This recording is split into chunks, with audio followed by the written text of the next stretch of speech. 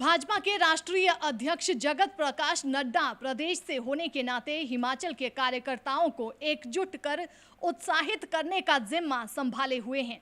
इसीलिए खुद फील्ड में डटे हैं। हिमाचल में इतिहास बनाने के लिए नड्डा मोर्चे पर डटे हुए हैं। राष्ट्रीय अध्यक्ष ने शिमला दौरे के दौरान साफ कर दिया था कि पार्टी में कोई भी स्थिर नहीं है, किसी का भी टिकट बदल सकता है।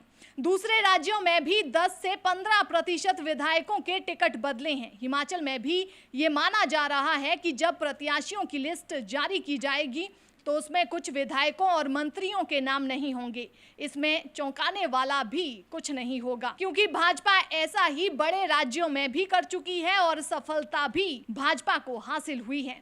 पड़ोसी राज्य उत्तराखंड में बदलाव कर भाजपा ने जीत हासिल की। प्रयोग सफल रहने के बावजूद हिमाचल सरकार पर हाईकमान ने पूरा विश्वास बनाए रखा है। साथ ही राष्ट्रीय अध्यक्ष की ओर से यह भी घोषणा की जा चुकी है कि हिमाचल में चुनाव मुख्यमंत्री जयराम ठाकुर के नेतृत्व में ही होंगे। वहीं अब भाजपा के राष्ट्रीय अध्यक्ष जगत प्रकाश नड्डा 13 मई को कुल्लू के ऐतिहासिक ढालपुर मैदान से पार्टी कार्यकर्ताओं में जोश भरेंगे। मंडी संसदीय क्षेत्र के उपचुनाव में मिली हार के बाद जेपी नड्डा कुल्लू आ रहे हैं। कुछ माह बाद प्रदेश में विधानसभा चुनाव होंगे।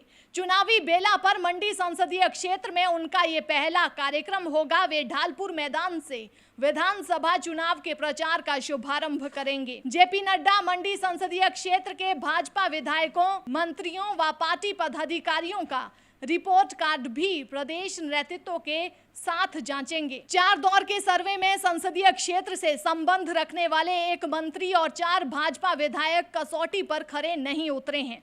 नड्डा अपने कांगड़ा प्रवास के दौरान ऐसे नेताओं के टिकट कटने का संकेत दे चुके हैं। मंडी संसदीय क्षेत्र में 6 जिलों मंडी, कुल्लू, लाहौल स्पीति, किन्नौर, चंबा और शिमला के 17 विधानसभा क्षेत्र हैं। वर्ष 2017 के विधानसभा चुनाव में भाजपा 13 सीटों पर विजयी रही थी। 1 सीट पर निर्दलीय और 3 सीटों पर कांग्रेस को जीत मिली थी। वर्ष 2019 के लोकसभा चुनाव में भाजपा के राम स्वरूप शर्मा 4,05,000 मतों से विजयी हुए थे। कांग्रेस का सभी 17 हलकों में सुपड़ा साफ हो गया था। गत वर्ष हुए लोकसभा के उपचुनाव में कांग्रेस ने बाजी पलट कर रख दी। भाजपा सिर्फ 8 हलकों में ही बढ़त बना पाई थी।